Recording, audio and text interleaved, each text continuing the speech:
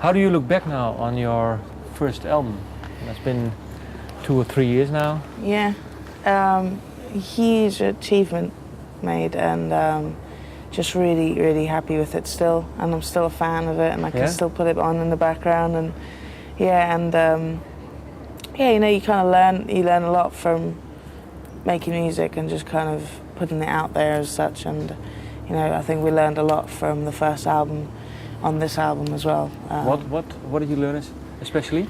I think just kind of, I guess, being stronger as a band, and it just kind of makes you kind of a tighter unit, and just more kind of aware of what you want, I guess, in a sense, and making sure you can get it. As in, well, we produced the album ourselves, and you know, just kind of being able to kind of relate to someone and say, well, you know, and put out what you have in your head, really, the sound that you want in your head onto record is probably the hardest thing, I think. But you just kind of have to fight for it and kind of believe in what you want is you know, the best.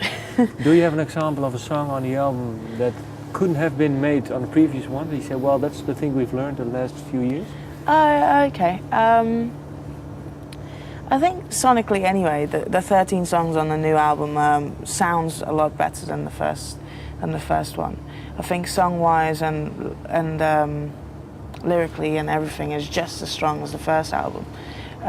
You know, being a fan of both albums and being a fan of the band in general, I'm never gonna go, oh yeah, it's 10 times better than, you know. No, but I mean, well, you were saying, well, you've learned a few things from the first album to better extrapolate the things you have in your head onto Void. Okay. For instance, there's a song called "Running Out," and on the new album, and we wanted it to sound a lot more harder edge sounding and just a lot more aggressive. And there's another song called "You Never Had It," and the drums are just kind of like intimidating and just kind of really kind of dominant sounding. And then, for instance, there's another song called "Car's Song," and this one is the most, I think, unorthodox kind of mix that we went for, and it's the one song that kind of sticks out on the record, and just kind of because we wanted to, you know, we made the drums mono, we panned the vocals hard left and hard right,